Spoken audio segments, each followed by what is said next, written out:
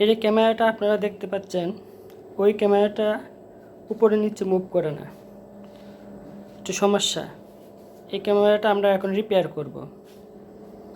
তো প্রথমেই আমরা নিচের অংশটা খুলব। তাহলে এটা কীভাবে খুলব ওটা আপনাদেরকে এখন দেখাচ্ছি।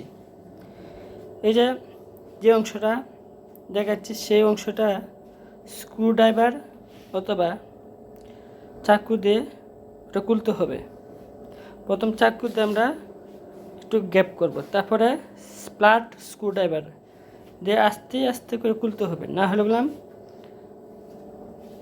ওইটার যে লক আছে ওই লকটা ভেঙে যেতে পারে, আর লকটা ভেঙে গেলে আপনার পরবর্তীতে এটা লাগবে না।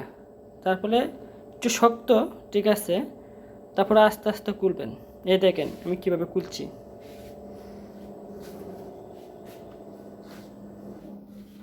সুন্দর করে চতুর্দিক দিয়ে আস্তে আস্তে ঘুরায় ঘুরায় সমান্তরভাবে খুলতে হবে। একদিক দিয়ে বেশি খুললেন, আরেক দিক দিয়ে কম খুললেন, তাহলে ওগুলো ভেঙে যাবে। চতুর্দিক দিয়ে ঘুরায় ঘুরায় খুলতে হবে। এই যে আস্তে আস্তে এই দেখছেন কীভাবে করলাম, কোনো ঝামেলা নেই। নিচের অংশটা আমরা খুলে ফেলছি। এখন ওইটার মধ্যে একটা নাট পড়ে রয়েছে, ওই নাটটা খুলে যাওয়ার কারণে ক্যামেরাটা মুভ করছে না।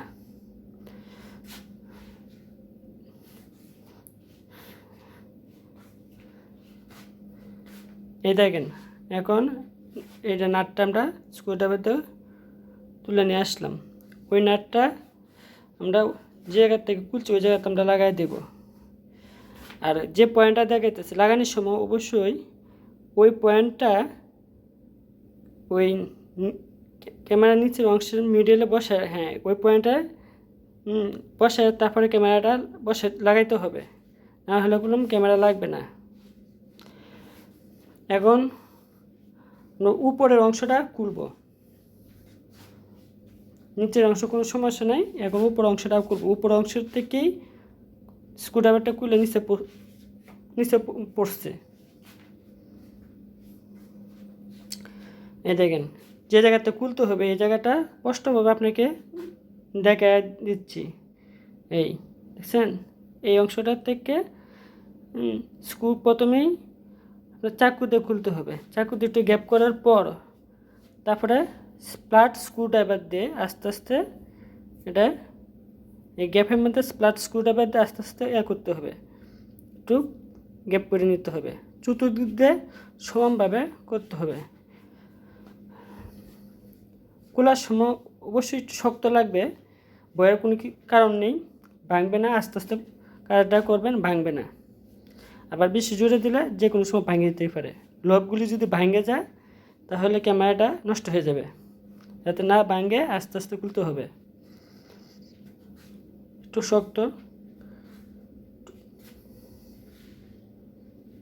শক্ত বেশি তো এই জন্য আস্তে আস্তে খুলতে হবে।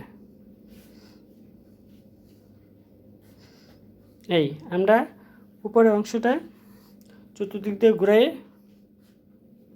পুরোটা গ্যাপ করছি। এখন এর উপর অংশটা পুরোটা খুলে ফেললাম। ক্যামেরার মধ্যে প্রচুর ময়লাটা পরিষ্কার করে নিব। অনেকদিন যাবৎ পরিষ্কার করা হয় না, তো পরিষ্কার করতে হবে। এখন দেখেন কি সমস্যা। এই যে আঙ্গুল দিয়ে আমি যে অংশটা দেখাচ্ছি এই অংশটা ড্যামেজ হয়ে গেছে।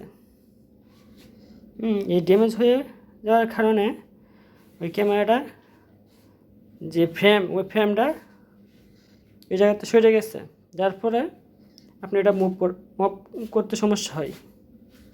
মুভ করার সময় পুরো ফ্রেম নিয়ে ঘুরে। এই অংশটা পুরাটাই ড্যামেজ হয়ে গেছে, ড্যামেজ হয়ে একবার ভেঙে গেছে। এখন আমরা এটা সুপার গ্লু দিয়ে লাগাই দেব। সুপার গ্লু দিয়ে লাগানোর পর যখন শক্ত হবে তারপর ওই ক্যামেরার ফ্রেমটা ওইটার মধ্যে বসায় ওই ছোটো স্ক্রুটা আবার লাগাই দেব। শক্ত হওয়ার পরে সময় নেবেন, লাগাইতে হবে।